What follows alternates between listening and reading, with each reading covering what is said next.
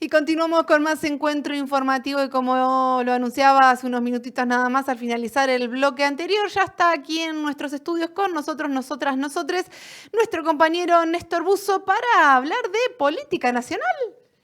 ¿Qué tal? ¿Cómo andas, Buenas Maricruz? noches. Buenas noches, amigos y amigos. Días intensos, ¿eh? La semana pasada marcada por un paro general del transporte, el día miércoles, me parece que fue importante, contundente, a pesar de la casi invisibilización de los grandes medios. Los medios lo ocultaron como si fuera poca cosa, me parece que fue algo interesante e importante. Porque va mostrando formas de rechazo a las políticas del gobierno nacional y de reclamos y, reacción de parte de nuestro pueblo, ¿no? Pero el otro hecho fundamental fue el voto de Argentina en Naciones Unidas, junto con 187 países de los 191 que forman parte de Naciones Unidas. Solo 2 votaron a favor del bloqueo norteamericano a Cuba, Estados Unidos e Israel, como lo vienen haciendo hace muchos años. Y un solo país se abstuvo y otros 2 estuvieron ausentes. Quiere decir que la inmensa mayoría del mundo rechaza el prepotente bloqueo norteamericano a Cuba. En todo caso, no es un voto a favor de Cuba, es un voto en contra del bloqueo. Desde accionar. Que Argentina viene votando de la misma forma hace más de 30 años. Pero el presidente Milei se enojó y echó a la canciller Diana Mondino. En realidad ya estaba bastante corrida del gobierno, le habían quitado funciones, prácticamente tenía una intervención en Cancillería. Bueno, pero la echó rápidamente, insultándola, diciendo que voto comunista, bueno, los absurdos de siempre del presidente Milei, y designó en la Cancillería a Gabriel Wertheim, un poderosísimo empresario, amigo de Milei. Había viajado Milei a Estados Unidos varias veces en el avión de Wertheim, que además se desempeñaba como embajador en Estados Unidos. Esta tarde asumió Wertheim en la Cancillería y ya anuncia una limpieza, van a echar un montón de funcionarios que estaban con Mondino y va a iniciar una auditoría ideológica a todos los diplomáticos que no piensen como él, que no defiendan, dice él, las ideas de la libertad. Realmente insólito.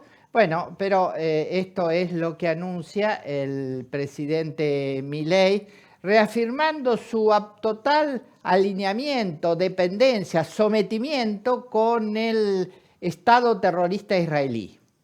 Israel y Estados Unidos van a marcar nuestra posición en el mundo, aislándonos, claro, de la mayor parte, de la gran parte de la comunidad internacional. Así que esto me parece que es un tema y muestra, cómo se maneja internamente el gobierno. Hay que tener en cuenta que ya echaron del gobierno de Milei en 10 meses más de 80 funcionarios de primer nivel, de rango de ministros, secretarios, subsecretarios de Estado. Insólito esta... Sumando legisladores, legisladoras, diputados y diputadas que también se han abierto a eso, además, no, pero solo del Poder Ejecutivo son más de 80. La otra cosa que me parece importante resaltar en las últimas horas, algo que venimos conversando permanentemente, esto de la violencia verbal, la violencia simbólica, el odio que transmite permanentemente el presidente y su gente. Bueno, en estos últimos días hubo hechos que muestran cómo esa violencia simbólica y verbal se transforma en real. fue atacada la sede de la Universidad de Madres de Plaza de Mayo el jueves pasado. Robaron documentación y hoy hay denuncias de que irrumpieron en la universidad un grupo de supuestos profesores designados por el gobierno de Milei. Ataque a la universidad y también un ataque de características similares a la sede de la Unión Cívica Radical en la ciudad de Buenos Aires. Y lo insólito es que hoy el presidente Milei, en una entrevista patética con su pareja, bueno,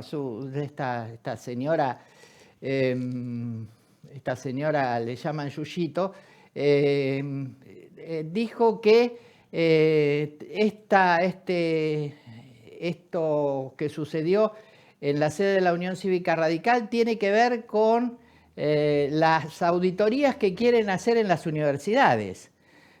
Claro, porque en la Universidad de Buenos Aires hay algunos de los principales referentes o autoridades de la universidad que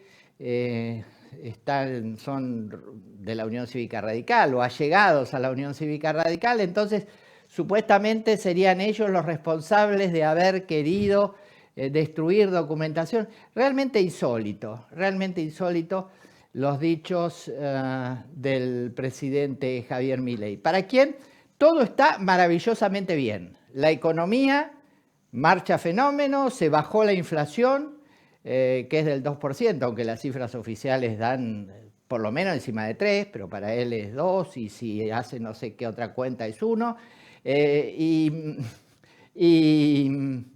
Y además las jubilaciones han aumentado en dólares y además los salarios le ganan a la inflación y además se reactiva la economía. Bueno, ese es el discurso. Parece una realidad paralela.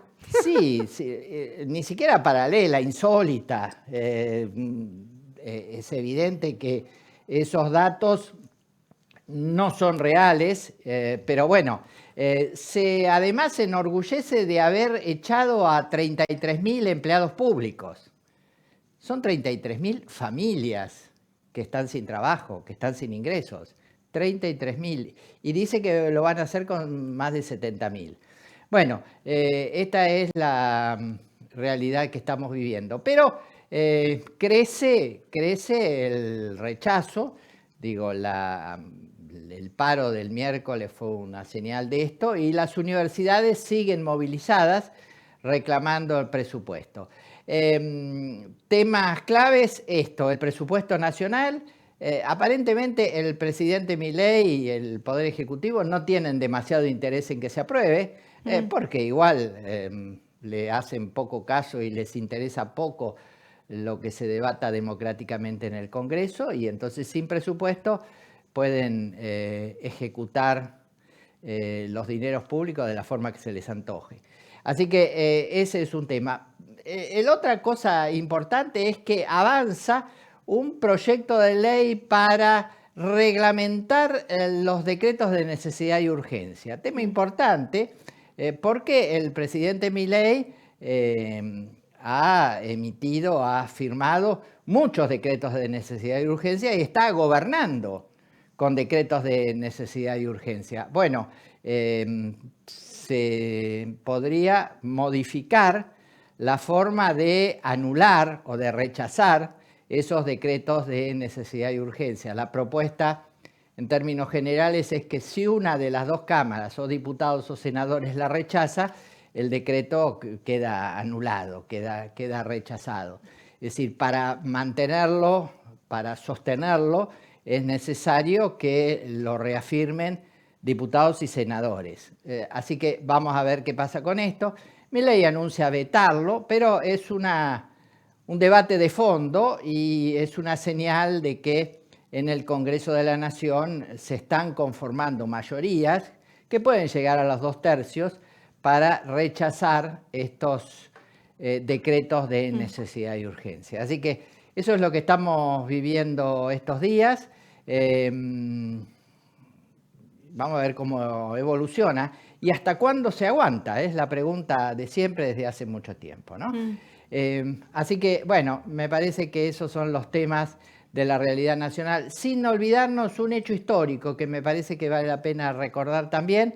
Hace 29 años, el 3 de noviembre, explotaba la fábrica militar de Río Tercero. Explotaba, la hicieron explotar, en realidad para tapar, y así fue confirmado en la justicia, para tapar la venta ilegal o contrabando de armas a Ecuador y Croacia. Como se habían llevado armas que estaban en esa fábrica militar, la hicieron explotar y mataron, asesinaron a 7 personas, hubo gran cantidad de heridos y la destrucción de buena parte de ese pueblo, de esa ciudad de Río Tercero. Vale la pena recordarlo para ver de lo que algunos son capaces. Pero nos quedamos con que la resistencia a este proyecto de saqueo va creciendo lentamente, pero creo que va aumentando. Bueno, muchísimas gracias, Néstor. Nos reencontramos el próximo lunes. Con mucho gusto. Y de esta manera nos vamos a compartir un corte y en un ratito seguimos con más encuentro informativo.